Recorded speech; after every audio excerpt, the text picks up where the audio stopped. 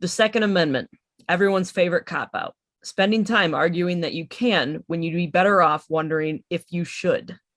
The Second Amendment reads, a well-regulated militia being necessary to the security of a free state, the right of the people to keep and bear arms shall not be infringed. Quoted by a bunch of traumatized men hundreds of years ago. Many Americans are against the idea of gun control because of the Second Amendment. The Second Amendment tells us that Americans have the right to keep and bear arms in order to defend ourselves from tyranny. From my cold, dead hand. Calm down, patriot pants. No one's trying to take away your boomstick. Gun control doesn't violate our Second Amendment rights. Gun control doesn't ban the possession, purchasing, or using of firearms. It simply adds fair and common sense stipulations to the right in order to keep the general public safer. We do this with rights all the time. The Second Amendment is not a sweeping declaration that everyone can have a gun. We don't allow people under the age of 18 to purchase a gun. We don't allow felons to own a gun. We only allow people to shoot guns in certain situations or in certain areas. In a way, gun control is already here and being imposed as far as the Second Amendment is concerned, and no one has died yet. Oh, wait, yes, they have. But not from tyrannical uprising. No, sir. Who needs a government to shoot when we have each other? The founding fathers, when the Second Amendment was written, were coming in hot off the tail of a revolution. We had broken ties with England and declared our independence, and we wanted to make sure that it stayed that way. Ergo, the Second Amendment. Now, however, we have democratic policies in place that, in a way, render the Second Amendment moot. During its inception, the right to bear arms referred to muskets with bayonets and other archaic firearms and weapons. It certainly did not speak to the right of Jim Bob and Clarence to own AK-47s to fire at beer cans in the woods. Also, who do we really think we are, saying that our guns and our rights to bear them stop the government from being tyrants? They have tanks, literal arsenals, nukes, soldiers, money, and no humanity. Do you really think that Charlton Heston, the Michigan militia, and all the Jim Bobs and Clarences south of the Mason-Dixon line storming the White House is going to be a match for even one tank? If the government suddenly decided that they were going to become tyrannical, we as Americans wouldn't stand a chance. One could even argue that they've already become tyrannical. They control the way we think, what we watch, what we buy, and they even know where we are. And they do it all not with guns and nukes, but with that tiny tyrant that you have in your pocket right now called a cell phone. But that's another issue. We as Americans have a fundamental right to own guns. Yes. However, we as Americans reserve the right to modify these fundamental rights to ensure that others' fundamental rights are not trampled upon.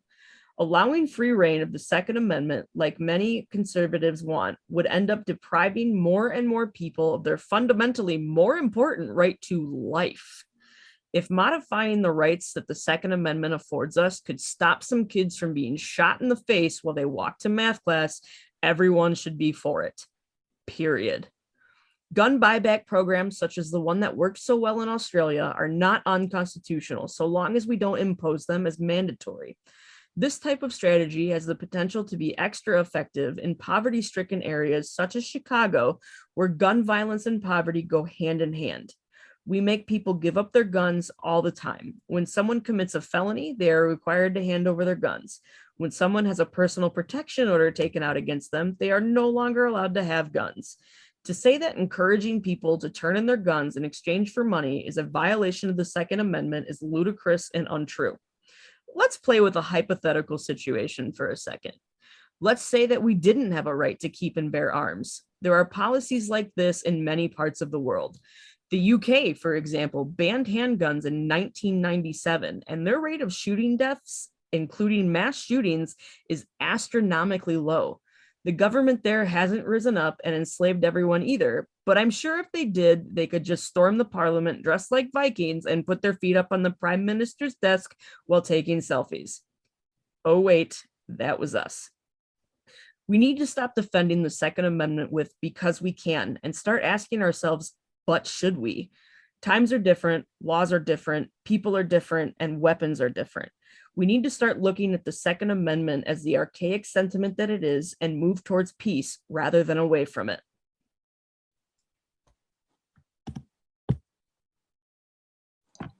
Preventative measures regarding gun control. Addressing misconceptions and assumptions. I think it's very important to understand that gun control does not necessarily mean banning all guns for everyone. It is fairly common for people to associate gun control with that type of mentality, but I don't view that as a very effective or even plausible solution, largely due to the fact that it would be extremely taxing and difficult to implement. Instead, try to think of it more as utilizing tools and coming up with better and more effective ways to mitigate the likelihood of a shooting to occur. Core issues and solutions. Various articles regarding mass shootings and even some experts in the field regarding gun control frequently come to the same conclusion, which is that people who really shouldn't have access to guns are getting access to them. What this means is that the core issue surrounding gun control is the complex and problematic process of determining who it is that shouldn't have access to guns and what criteria and actions to base it off of. If an effective strategy were to be implemented in this way, it has the potential to prevent shootings where the gun was obtained legally and could help keep them out of the hands of individuals deemed to be at risk. Some examples that come to mind from this matter are the Indianapolis FedEx shooting committed by Brandon Scott Hull, who had numerous issues regarding suicide, depression, and violent thoughts, even going as far as to state to family members that he was going to purchase a shotgun to point at an officer to get himself killed. And despite these issues, he was still allowed to obtain numerous guns legally months later and wound up killing 9 people. Another is the Austin, Texas school shooting in 1966 by Charles Whitman, an individual who also struggled with violent impulses for a considerable length of time, even before the incident took place, which was thought to be the result of a tumor. It is impossible to know if a single strategy or form of policy implementation could have mitigated or even prevented these shootings from happening altogether. But if there were some forms of gun control that picked up on the violent nature or instances of concerning behavior and tried to prevent access to guns, it is entirely possible that things might have turned out differently. So, follow up on the Austin, Texas shooting. He was determined to have both depression and was known to have a tumor near his amygdala, which can affect behavior. And with background checks, they can add an extra layer of protection to those who are selling guns rather than keeping them away from people who don't, or people who do want them. So as stated, a large part of those who do mass shooting have some sort of mental illness that allows for them to attain a background. Another similar case is that of Dae Kyu-do, also known as Lisa, who is a known schizophrenic and is also mentioned in her textbook. So Lisa was known as having trouble with the law already, but was determined to be not a threat. She would have frequent calls to dispatch about being threatened by aliens and threatened by other people around her. Yet on the day that she stormed into a newsroom because she believed that they were talking about her sex life, she was able to go to Utah and purchase a gun legally. And she had also was carrying a dozen rounds in her purse to carry when she went into the newsroom. So fortunately that there was only one fatality, even though she had fired a dozen of rounds.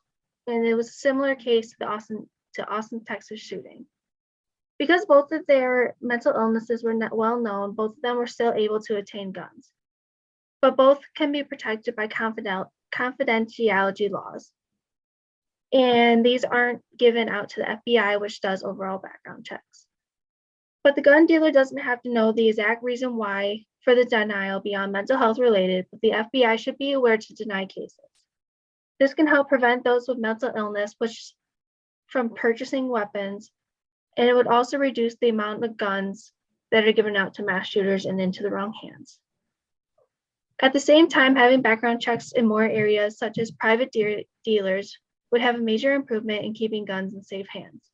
Currently, private sales are unregulated when it comes to guns. This is generally known as the gun show loophole, since the majority of private ownership deals happen at gun shows. As a 2017 study discovered, 22% of those that answered the survey claimed to have attained weapons through the gun show loophole. With more background checks in these areas can also help make sure that the guns go to the right people. Many states, including Michigan, have started a program that is called the Permit to Purchase, which allows the FBI to have 30 days to do a background check compared to the original 3. Originally, if the FBI did not respond within 3 days, a seller could give the gun out to those who are intending to purchase it. In Connecticut, a permit to purchase state, found between 1995 to 2015, there was a 40% drop with firearm homicide. Overall, there has been a 14% drop in homicide in the states that have permit to purchase. And finally, the lack of interagency communication has put a barrier on the current forms of background check. With new calls for gun control have heightened the call for more interactions within agencies. There have been dangerous numbers within the FBI and their failure to report to gun dealers, such as between 2006 to 2015, 6,700 guns were sold to those with domestic violence. But all these cases were called into the FBI for background and were given approval.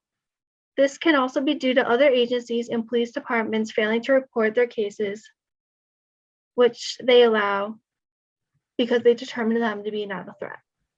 If we can combine both calling out those with severe mental disorders while also having more time to do good background checks, can have a major improvement to the current state of backgrounds. It is known that background checks do have an impact on homicide rates when they are done correctly and giving the FBI time to do them. Children getting access to firearms has produced high numbers in gun deaths, including accidental deaths and suicides. There are only 27 states with the child access prevention laws. The law is to put in place holds parents accountable for not safely locking up guns. The United States, there is about 54% that do not lock all of their guns, let alone them unloaded, locked, and separate from ammunition. Locking up the guns can prevent accidental deaths and suicide. It is proven to reduce the number of child deaths. If the parents of Ethan Crumbley, the shooter of Oxford High School, would have properly secured the gun, the 4 children would still be alive today. It will reduce the suicide rates if children are facing today. States with laws that hold gun owners accountable with children access unsecured gun saw an 8% decrease in overall suicide rates, 11% decrease in firearm suicide rates among adolescents aged 14 to 17. It has been proven to decrease the amount of children suicide deaths. My whole life, I have actually known 4 children who have gotten a hold of their parents' guns and committed suicide. Chicago is a prime example of the results of having children access prevention laws. A relatively modest increase in safe storage, locking all household firearms, could reduce firearm suicide and unintentional firearm fatalities among youth up to 32%. If Chicago didn't have these laws enacted, there would be a significant increase in gun violence among adolescents and children. The chart below, or on the next slide, is a great example explaining how big of a difference the gun control law can make on society. So here you can see that once they implemented the children access prevention law, that you can see a decrease in the number of child suicides and child gun violence. We need regulations in place to protect us from the violence generated by guns. Parents can't stop worrying about their children going outside or going to school and potentially getting shot. It's time for it to come to an end. What happened to telling children to go outside and play and come home before dark, or sending your children to school knowing that it's a safe environment? Continuing to not implement gun control, children won't be safe outside or in schools. Thanks. An example of that is the school shooting that happened at Oxford High School. I attended that school, so I do know from firsthand experience the safety they have. There are interior door locks on most doors day and night. The only problem with that is that kids wedge things indoors to get in and out or to help others. When it comes to being prepared for school shootings, there are drills that happen for when situations like this occur. The problem with that is most never took it serious because we never thought something like that would happen in our small country town. Looking at the safety side of the situation, there is usually always a police officer present during school hours and during major events. The day of the shooting was the one day that the officer was not fully present. When it comes to the shooter, it didn't help that he attended Oxford High School and knew the ins and outs of the school. My thought on adding to stricter gun laws, there could be a requirement to add the amount of children in the home on the CPL. So in situations like a school shooting, they do not have to figure out where the gun came from or how many there is.